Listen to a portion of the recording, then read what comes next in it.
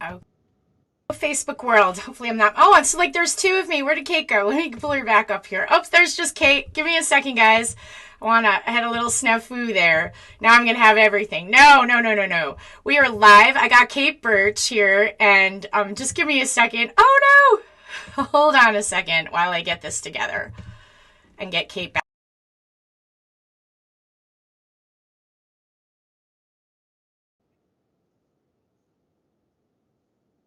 Muted so you can hear me. Hello, Kate. Can you hear me?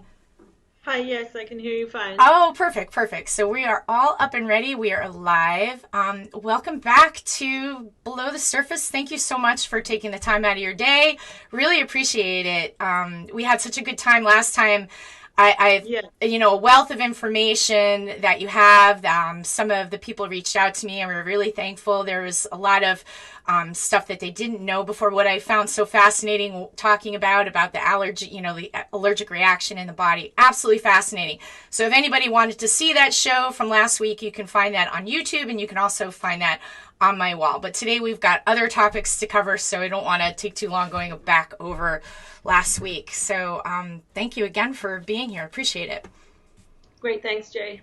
So we've got like a lot of, it 'tis the season, dealing with viruses and flus and stuff like that. How can homeopathy help the average mom like me keep my family healthy? Yeah. So, I've been a homeopath for 25 years and was introduced to homeopathy when my son was a small child or 2 years old. And very quickly I saw how homeopathy was helping him and I saw how it was helping myself. Now, this was under the treatment of a practitioner who, of course, practitioners know a lot more in homeopathy, but there's what we call acute care or family care homeopathy, which is really how to work with colds and flus and fevers and first aid and stuff like this. And this sort of self-care model is a way to help, families take care of their health and take care of their children in a cost-effective, easy methodology Mm-hmm. like that. Yeah. No, I'm sorry. I got distracted because I realized that my page was on just friends only. So I just wanted to make Okay. sure that folks out there. So I'm just giving it a share to various different groups that would be interested on this topic. So bear Okay. with me as I'm looking down. I'm Yeah. definitely paying attention. Just wanted to make that um, Yeah. go together. Okay, perfect. We're all set with that. Yeah. So yeah, let's go back right into that. And Yeah. this book that you put together, I really like it. And this is an educational tool. We're not here to sell the book. And as our nonprofit organization, this is all about education, and that's really important for me to spread this information out to as many people as possible. What I really appreciate about this book that you put together is that it's really nice the way. I'm a busy mom. I've got a lot going on. I don't have the ability to do a lot on the fly. What I love about your book is that it's got color coded information. So a mom who's busy, a dad who's busy, a caretaker who's busy can. I like the way you put the chapters together. It's very accessible with great information. Yeah. How would I Well, use that book at home to best help my family? yep. So let me tell you the origins of the book and then how it came together. So for 20 years, I would teach, once a year, I would teach a class to moms. And I had a bunch of loose leaf papers and just sort of organized that way. And then we would do a lecture. And then finally I got to, well, I need, more detailed PowerPoints that are color and show pictures of the remedies and so on and so forth. And then my own life got so busy is that I didn't have time to teach that class anymore. And before I used to, photocopy and make binders of all this stuff. And so then the book, was born out of that class. And just to say the reference material in here too, that's 20 years of clinical practice.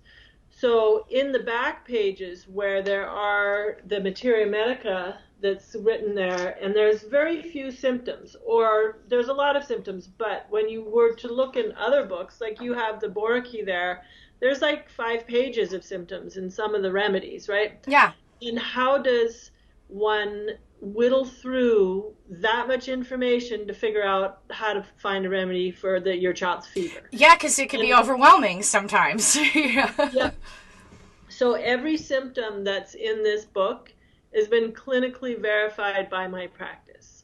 Means that I've reduced it down to the bare necessity of symptoms that you will see in 90% of the cases, if you can say, incidents that would require that remedy. Those symptoms are there. So, and also given I have huge libraries of homeopathy books. As a practitioner, we spend 4 years trying to, studying all this information, right? How to condense that into, just like you said, on the fly, an easy, accessible method. I was using more the computer interface, very intuitive, color-coded sort of button type, so you can flip back and forth to different sections of the book and very quickly come to some sort of remedy or, the first, second, or third choice or something like that. I like that. Now, right now, I've got fevers. Let's talk about fevers a little bit, because I think that people get really scared about fevers. And any mom with a young child, when you're dealing with a fever, the natural reaction is like, oh my God, bring it down. They pull out like the heavy hitters, like in the modern time, Tylenol, which let's just talk about homeopathy versus bringing the fever down artificially. Yeah. So this is a bit of a continuation from last time, which is that particularly, there's childhood infectious disease and then random, stomach bugs or colds or flus, right? And each way, the fever is the first part of the immune system that starts to go, wait a second, I'm recognizing a foreign entity here. And then the fever activates an immune response to develop a different relationship with that entity. Or even it could be like we're run down and then our normal strep bacteria starts overpopulating and the fever's like, we want to bring that in check. So what is a fever? There's many different kinds of fevers, and then it's also the strength of the individual, like how high of a fever do we need in order to reconcile this situation? And some people's systems are overreactive or underreactive. So, and if the fever's going too high, there's the risk of seizures. And we want to make sure we have calcium in that situation to protect the brain. If the fever's too low, there's a risk of it becoming septic or not completing the immune process, and then you get secondary, like pneumonia setting in. Right? So we want a fever, and I say too high or low, somewhere between 100 and 102 is like the perfect amount of a fever. Okay. And viral fevers don't have to go as high, but bacterial fevers need to go higher in order to kill down the bacteria. Oh, so, interesting. Yep. So it is a very important part of any immunological process. And even included in vaccinations, people will say, well, yeah, I gave my child 10 vaccines and there's no response. They're fine. Nothing happened. I'm like, well, wait a second. You've just introduced 10 different infectious agents. Like, why is that system not making a fever? Well, and now we have speech delay or allergies or other things like that. Or we gave Tylenol anyways so that they wouldn't get the fever, because vaccines can force like a 105 or 106 fever, which can kill the child. So, it's missing the point of actually how the immune system works, right? Yeah. Fascinating. So one question also I had, somebody just asked too, then the title of the book is Homeopathy, the Best Homeopathy Acute Care Manual. So just so folks out there know what book we were talking about. There we go. And Kate has a website. What's your website again? Just say that out there for folks. Vaccinefree.wordpress.com. And I'll put that again in the comments so that you guys can find that yourselves. So another question that I had is, if you have remedies, do remedies expire? Do homeopathic remedies expire? Technically, the labeling from the FDA requires that remedies say that they expire after 5 years. But from my clinical experience and historically, I don't believe remedies ever expire. Sometimes they yellow, okay. Like after some of the vials, like of the first, when I was building my pharmacy, those remedies have yellowed, but they still work over time. And I guess this comes to a very important question. So there's links that you're sharing. So currently, let me talk about the FDA, okay? So historically, homeopathic remedies have been used for 200 years. In 1929, the HPUS, Homeopathic Pharmacopoeia of the United States, was developed, and they created a whole list of how remedies were prepared and a category system and what's called a monograph for those remedies. And this document was called the 400.400 document. And in 2016, the FDA pulled up for review this document and published what's called a draft guidance document, which is an update because they wanted to start regulating homeopathic remedies more stringently. Oh, wow. And that document was published in 2017, and from within the homeopathic community, not only was there, at the hearing that they had in 2016, a lot of input to discuss access to remedies, but when this draft guidance came out, there was a lot of things that would be detrimental to an individual's access to homeopathic remedies. And there was a comment period that they opened up, and they took those comments, and now they've created an even more stringent draft guidance document, wow, which could technically threaten the use, remedies being available over the counter. And currently, the FDA has a comment period. So I want you to make sure that Jay's going to be posting the links, American Homeopathy Choice, and a direct link to the FDA comments site.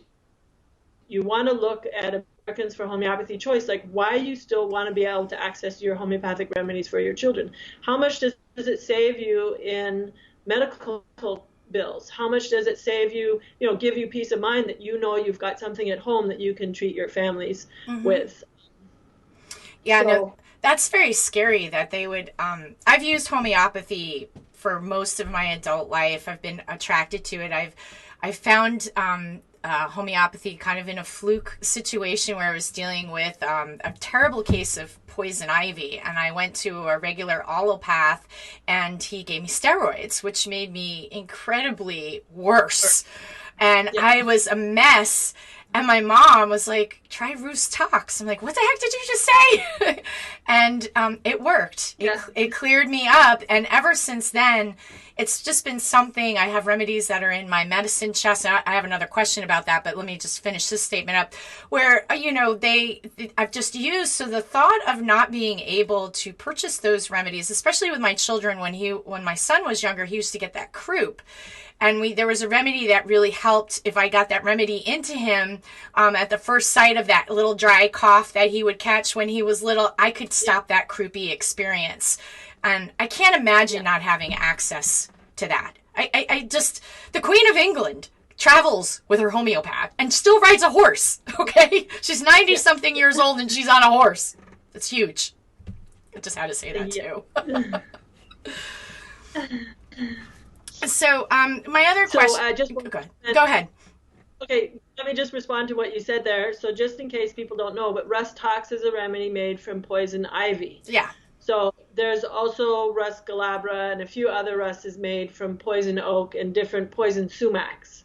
So, that is exactly the principle of homeopathy. You have something like poison oak. Was it poison ivy or It poison was oak? it was poison ivy. Interestingly, I got Okay. poison sumac. Couldn't find a remedy to help me, so I'd love to talk to you about that. But we don't have to spend a lot of time on that. I couldn't. I lose. Yeah, well, this is the basic principle is that, I mean, isopathy is giving this exact same substance, but Mm-hmm. homeopathy means similar substance. So Yeah, the yeah. reason why the remedy was able to cure was that. So another example is you're cutting onions and your eyes start watering or burning and your nose is running. Mm-hmm. Well, there are some allergic symptoms that look like that, or cold symptoms that start with really watery, burning eyes and runny nose. Mm-hmm. Allium cepa is a remedy made from red onion, which can treat colds and flus Interesting. that Wow. have those symptoms.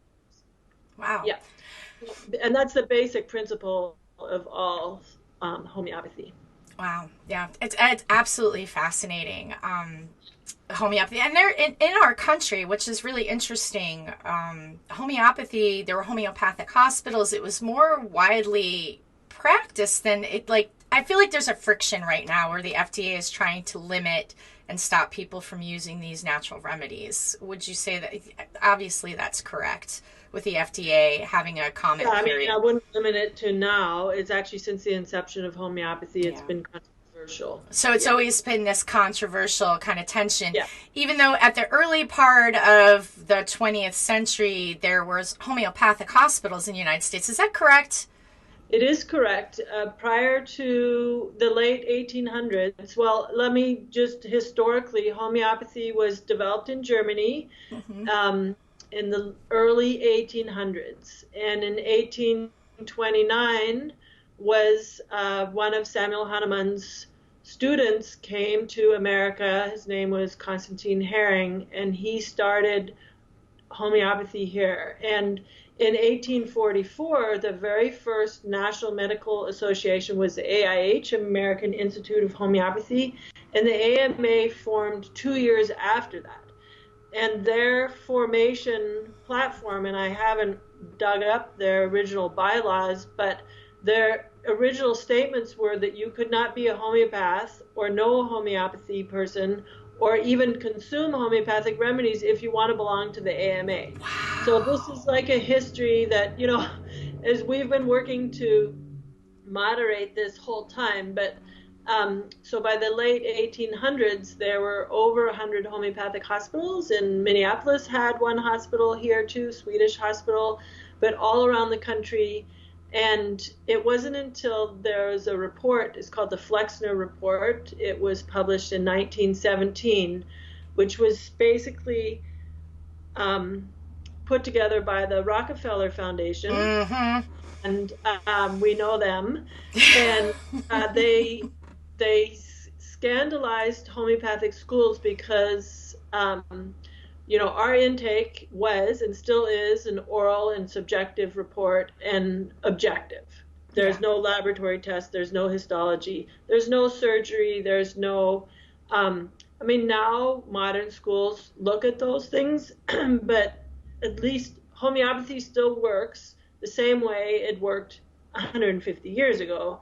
We still do oral intake, we still look objectively, and we're able to find remedies that can treat actually deep pathologies based on this method, because the body tells the symptoms, and if you see the pattern in the body, then we know the patterns in the remedies, and then you just match the two like Yeah. that. Yeah. Yeah.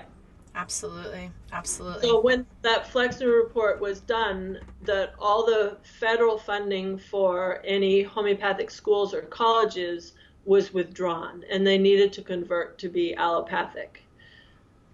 It's Yeah.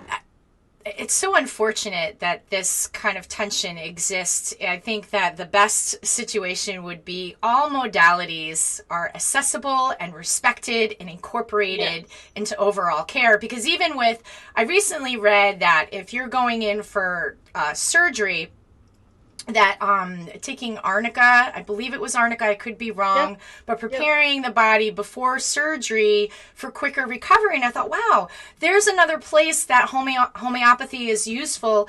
As a first line, if the ambulances had it in there, they could save a lot of people. If they knew 10 remedies, they could save a lot of people.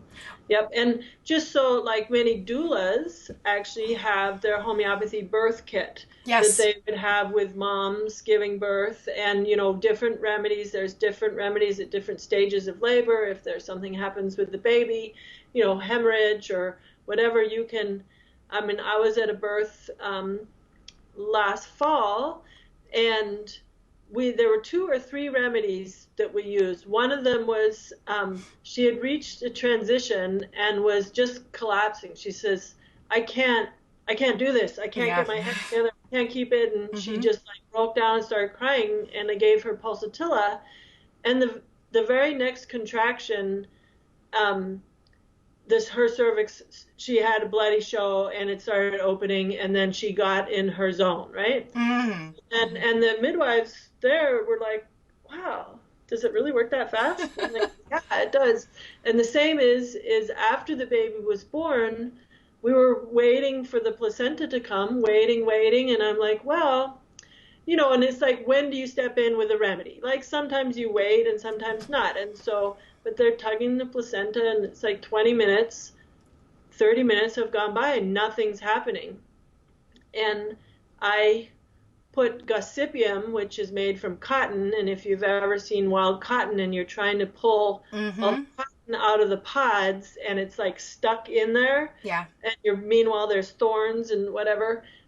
Anyways, gave that remedy, and within like 3 minutes the placenta came out, or less, like a minute. They're like, "Does it work that fast?" I'm like, "Yeah." I don't know. I mean, I've seen things happen like that, that is just like you give a remedy and whatever the craziness that was going on just completely disappears. And even people who, they call me, they're going to the hospital, the kid's in the hospital, what are the symptoms? The mom runs out and buys the remedy and comes back, and meanwhile the doctors are trying to figure out what's happening with the child, and they sneak the remedy to the child, and the child gets better, and they check him out of the hospital, and the doctors are like, "Well, we don't even really know what happened," because yeah. Wow. It's just an amazing, amazing practice. I love Yeah. homeopathy. So, like with all the things that are going on right now with this Yeah. pandemic, what Yes. would you recommend for people who are worried about the coronavirus, which is basically the common cold, but Corona-19 is something different. I'm not even going to get into Yeah. some thoughts I have on that, but just No. what are the best means to protect ourselves from these viral things that we can come in contact with? Um, So I just want to share this one page, which is the chapter 4, coughs, colds, and flus. yeah. Coughs, colds, Yeah. and I love And this book. This and is a great I, book. I will read off those remedies, but give a little historical Yeah, perspective. yeah. That in 1918, after World War I, after pretty much that war was a shock to the system, a shock to humanity to realize how crazy we can get. And we start killing each other. And after the war was over, um, there was this influenza pandemic that Mm-hmm. happened. And one of the first symptoms of it was just complete collapse. So everybody was on, for a few years, like just hyper drive, you Mm-hmm. know, fighting, and then complete collapse after that. There were homeopaths also at that time. And the main remedies that were used during that influenza epidemic, and this was, I'm a horrible statistician, but in England they tracked, remedies used by homeopaths Mm-hmm. and then the allopathic. So the conventional treatment was to give high doses of aspirin, which high Interesting. doses of aspirin actually causes hemorrhage. So and it's a fever reducer, so you end up with pneumonia or hemorrhage. And Mm. that's how people, so in the allopathic community, they had like an 80% mortality rate with their treatment. Mm-hmm. Whereas in the homeopathic community, they had a 90% success rate. And the main remedies, the first one is gelsemium, and that's a remedy for the first sign of any kind of flu or body ache where the system feels like it's collapsing, where you need to go lay down, it's a low fever, like that. So this remedy was used in that flu epidemic, and it's been used ever since in flu epidemics. Mm-hmm. And so the other remedies are Eupatorium perfoliatum, arsenicum, arnica, Bryonia ferrum fas, rust tox, and another one, Acylococcinum. And so rust tox is there for not only poison oak, but it's there for immunological symptoms. And in that remedy, you're going to get body aches and pains, muscle stiffness, wanting a hot bath, wanting to be massaged. Mm-hmm. Like the arsenicum has been declared globus epidemicus, which is a term we use in homeopathy, to be match the symptoms of the coronavirus, partly because arsenicum, one of the main state is like fear of disease and excessive anxiety and running around feeling like you're being poisoned or stuff like that. So with this coronavirus, there's a lot of information out there about, its origins and what's happening. And anyways, right now, the shelves in the stores, they're sold out of arsenicum. So the homeopathic pharmacies need to upgrade their delivery. Eupatorium perfoliatum is there, and ferrum fas is there. This is the number one remedy I use in my practice. One, if you've had a history of fever suppressants, to build the blood back. Because what happens with Tylenol, and I mentioned this last time, is it basically dissolves your red blood cells. And if you keep taking it, it goes all the way down into your bones. So ferrum phosphoricum, the first thing it does is actually increase your blood cells, which you might think might increase the fever. But actually, the trick about fevers, and this is all written in the fever chapter, is you want to maintain a certain level of oxygen in the system. Mm-hmm. And if your blood is rich, the fever doesn't have to go so high. So there's like a functional place of it and then the biochemic place of it, right? Mm-hmm. I mean, so what ferrum phosphoricum is doing is keeping your blood rich with iron, which carries the oxygen molecule, and having that hyper or more oxygen is going to protect the brain from any seizures or becoming the other side. If there's not enough oxygen, you go into lactic acidosis and brain inflammation, and then it can become septicemia like that. So each of these remedies has their own sphere to play, and homeopaths are currently working together to organize platforms by which we can help people with the coronavirus. But the first thing is to get a remedy kit, and with this book, you can, keep your family at home and start using remedies, and then reach out to practitioners that that might help you if things get critical. So one of the risks of the coronavirus is that there's two things that happen. Well, I guess it's the same thing, but that particular virus is activating an elevated cytokine storm, which is opening the tight junctions in the lungs. So this is leading to excess of fluid building in the lungs. And if it's really bad, it will be blood coming in the lungs, right? So these are in the critical conditions. And as far as the risk factors is people who are over 50 are at greater risk. So children can get this and usually just move through it with a relatively mild thing. So that there's less risk for children and more people who have a history of COPD or a history of pneumonia and even history of flu vaccine. You will have a greater risk with the influenza because your immune system has been heavily suppressed from that flu vaccine process. Yeah, well, that's great information.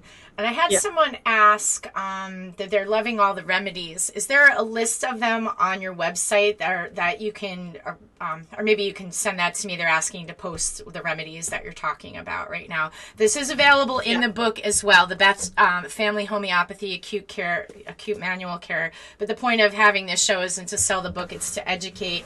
So we just want to have this information out there for you folks. It's a great question because these are wonderful to know these remedies exist, to how to protect our family the best way that we can. So we'll figure Yeah. that out. So what I can do is I can just take a screenshot of this right That's what now I was and thinking, a screenshot of that. I can also send do to that this too. page, and then and there's a lot of overlap between colds and flus, and basically you're treating based on symptoms, Yeah. right? So You're you're looking at the symptoms of the person instead of saying they have, we're this just looking at disease, the that symptoms. disease, yeah, Yeah. Which makes a lot of sense, because you're yeah. open to what are the symptoms? How do we help this? Because here's one thing that I'm finding really fascinating. We're all different. I mean, I've known this, right? But medically and homeopathically, like you're going to treat, if somebody comes into you with, flu-like symptoms, both those two different people come in, may not use exactly the same remedies, correct? It's based on Yeah. their Even an symptoms. entire family will go through it. It's because each person's constitution behaves immunologically differently. Yeah. I mean, the difference with a much larger, what we call epidemic or pandemic, which the WHO has just declared that this is that you begin to get a larger group of common symptoms. Yeah.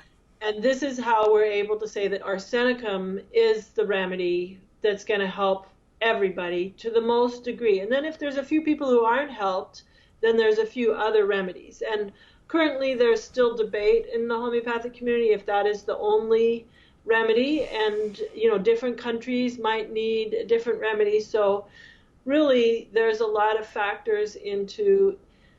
So what we look at the symptoms is like, this is what this group of people, this is how their immune systems are responding. We're not worried about what the causative agent is, because arsenicum can treat malaria, can treat cholera, can treat colds and flus, can treat poisonings, because those are the symptoms. They would all share, like, this is what the body's response is to that condition, right? You follow what I'm saying? Yeah, I'm totally am. Totally. And this is why we can still do homeopathy without even a diagnosis. Sometimes we can determine the diagnosis from the symptoms, right? Okay, you've got this symptom picture. Well, this is telling us this is likely going towards, this kind of diagnosable disease. But that doesn't matter. Like, I've treated cases of, so like measles or chickenpox, you don't know necessarily it's that because the rash hasn't shown up, right? But based on symptoms, you start with the remedy, and then lo and behold, the rash comes, and you're like, oh, this is measles. But the remedy's helping because the rash is a part of the resolution of that disease process, right? Yeah.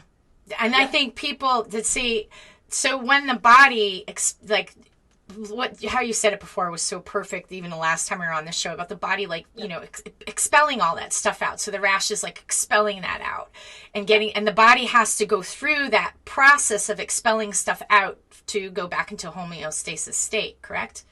Yeah. That's it. And somebody asked, here's a great question too. Isabel is on YouTube watching. Hey, Isabel. So she asked, what potency? Because there's all different kinds of homeopathic potencies. That's always kind of confused me a bit too. What is the best potency for the novice who taking care of my family at home? Where do you start? Right. So over the counter, you can buy 30C potency or less. Okay. And I would recommend starting with that. You can also purchase on Amazon, and some homeopathic pharmacies sell their homeopathic remedy kit that have either 50 or 100 remedies. And some people who are really want to be on top of it get the 100 remedy kit, 200C potency. I recommend that the 30C is better. And then if you're working with a practitioner, like I work with people internationally and all over, and I say have a kit at home. And have a 200, because then I can say, okay, this is what you need. And at 9 o'clock at night or whatever, they're not running out to the store or trying to figure out if there's a 24-hour Whole Foods around, that they have the remedies at home. But that's the best place is to have a kit. Yeah. So where would somebody find, it's been a while, so I really need to update. I've had some remedies in my case, and we said that they don't go Yeah. bad, but I'd like to, like, there's stuff I've run out of. So where is the best place to pick up a kit, where people who are watching, where's the best place to do that? Yes, I always recommend Washington Homeopathics, and Washington. they have a kit, and then you can also get the refill vial. So your arnica and apis, those remedies you're going to use, all the time, right? For bee stings, and arnica for injuries and bleeding and so on and so forth. Yeah. So those ones or there may be gelsemium, or like I figured it out of all these years when I get sick, like natmir, arsenicum, and ferrum phosphoricum, and pulsatilla. Those are my main remedies. Hmm. Um, this book itself, I think there's, I don't know, I think 100 remedies covered in that. That's And quite a bit. yeah, in but even a 50 remedy kit, I mean, there's some that are the ABC homeopathy. If you have aconite, belladonna, chamomilla, I you love could those. do Chamomilla is those. my favorite. Yeah. Yes. This has been wonderful, Kate. I really appreciate it. We're getting to about the 35 mark, so I don't want to go Yeah. too long so that the video can get around, and we'd love to have you back so we can talk more.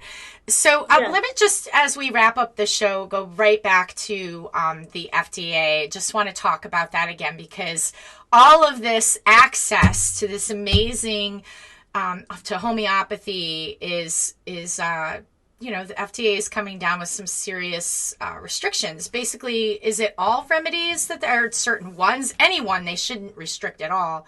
But what can people do to protect their right and access? Yeah. Just say that again. So the first stop is to go to Americans for Homeopathy Choice website. I'm going to put And that in the comments too while you're explaining that as well. yeah, americansforhomeopathychoice.org. And they are a 501c3, and they are taking donations, and they have lawyers that are in conversation with the FDA and wanting to protect the consumer's right to access these remedies. The problem started, well, America and the UK are united in some way, and whatever happens with the CDC and the FDA here is there's a group in England that are so against homeopathy, and they're trying to go around the world to get every country that's liberally making homeopathic remedies available to stop that. And it's taken them a while to crack what's happening in the United States because of the way every country regulates things from a different level, Mm-hmm. right? And so back to the FDA. So that first hearing, prior to that first hearing, there was somebody who, our poison control system in the United States, Whereas in the homeopathic is community, they very had a 90% started. Sorry, I had a Well, I'm trying to put that comment in there, and I'm hearing it come back. Sorry, didn't mean to do that. Yeah. I'll post that later, guys. But after the show, I'll put the link in there because that's not working in the moment. So go ahead, Kate. I'm terribly sorry Yep. about that. And so the poison control system will take reports but not get all the information. So there was somebody who called in, they had given Highland's teething tablets to their child, and the child had a seizure. Wow. And they called poison control, and I mean, this is the story, right? We don't know if that story is true.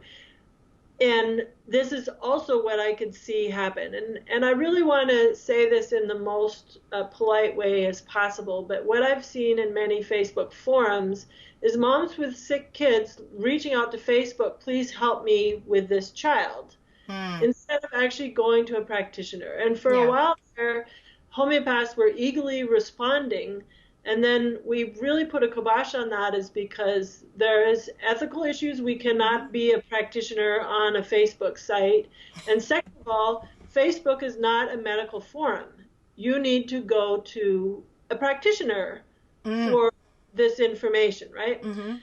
So, what happened there in that child? And I have the feeling that probably like the day before, the child got a vaccine, and because the vaccine paradigm says that there should be no response to a vaccine, the next day the is having a fever, the mom's thinking that they're teething, or maybe they were teething already with the vaccine or something like that. And then the Highland's teething tablets were given as a mom trying to manage this at home. And whatever the cascade of events that were happening, that seizure came. Because I've never seen in my 25 years of practice any pathological development from giving remedies, except for sometimes a fever, because a fever is a necessary part of any immunological response. And when the fevers are coming, it's like, okay, then we need to continue that. Yeah.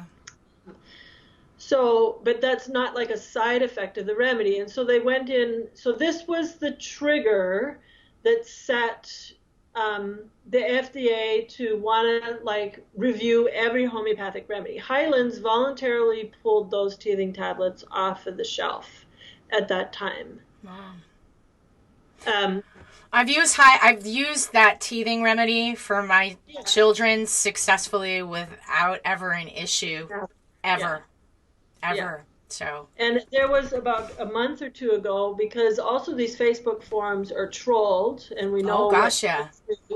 And some mom, Facebook profile, which when I went to look to the profile, it's one of those ghost profiles, is like, oh yeah, I've been giving belladonna, Highlands or teething tablets to my child, and now they have a seizure, and now I don't know what to do, and so on and so forth, and I'm not going to use homeopathy now. And a few people were responding to that. I'm just like, this is, they're just trying to excite whatever they're doing. I don't know what they're doing. So this is, so folks, I'm going to post the link into the comments when we wrap up with Kate. And this is really important. So basically just go and write to the FDA in the comments. We need to do this. How many comments? They're looking to generate a bunch of comments to the FDA. And there's to generate 100,000. And I looked yesterday, it's close to 50,000. That's not bad. That's pretty good. We got work to do, guys. The deadline is March 23rd. Oh, so please spread this information far and wide. Maybe if we can, Kate, we could do another show next week to push this again. I would be happy to try to do that if that works.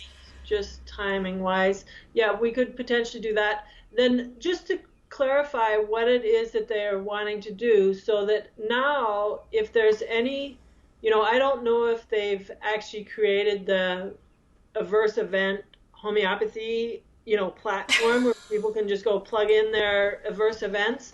But if they're finding any remedy to have produced any adverse event, then it needs to be withdrawn from the market, and then it needs to be a new drug application, which is anywhere from $150,000 to $200,000, means that if somebody takes a belladonna in a situation where belladonna actually wasn't the right remedy, and they had a fever and they went into seizures, belladonna could potentially be pulled off the market. That's scary. And That's scary. It's partly the reporting system right now. Poison control system doesn't have a thorough questionnaire to actually determine, were there other things happening, and how can a 200C of belladonna or whatever, there's no way that a remedy can do that.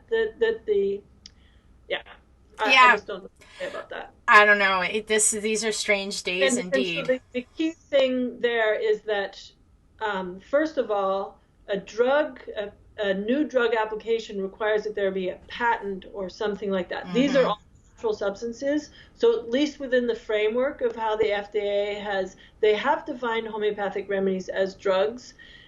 They have to go through approving, and they have to be listed in the HPUS monograph to be able to be for sale over the counter here in the States. Where am I going with this? So the key about homeopathic remedies is they function on a different level in the body than allopathic drugs that require kidney screening and liver screening, and how is the enzymes metabolizing and all that, because it's an energetic system of medicine. And we can't apply the drug, scientific research model to homeopathic remedies because they operate on a different schema or different paradigm, really. Yeah. Makes sense. Well, thank you so much, Kate. And I think that wraps up our show. We're at a 45-minute mark. Thank you so much. Appreciate that. And the book's available on Amazon, and I sent you the screenshot, and you're going to put in the Americans for Homeopathy Choice and the FDA direct link. The Americans for Homeopathy Choice, they have a form letter that you just sign off on it. Okay. Because they already did all the wording. But if you want to make your own words, then you can go directly to the FDA link and do it that way. That's wonderful. So for moms out there that are busy, don't know what to say, there's something there. You can send that in. I think though, would you recommend this just writing like just a little personal note on there of your own words, or? Yeah, and I'm not sure if there might be an extra place for comments of the Americans. I think there might be, because I was on the website and I looked the other day. I thought that there was something where they even encouraged you to add a couple of your own words in there at the beginning of the letter, just because this is so important. In the meantime, stock up on homeopathic remedies. There you go. That sounds great. Thank you so much, Kate. And that concludes our show for today. And I'm going to put those in the comments. Give me a few minutes as I close this all down, and I'll come back in and put all that in the comments. I want to talk about homeoprophylaxis, actually, on a much larger way. I'd love that. You're such a wellspring of knowledge. Thank you so much, Kate. I appreciate it. Yep. All right. Goodbye, guys.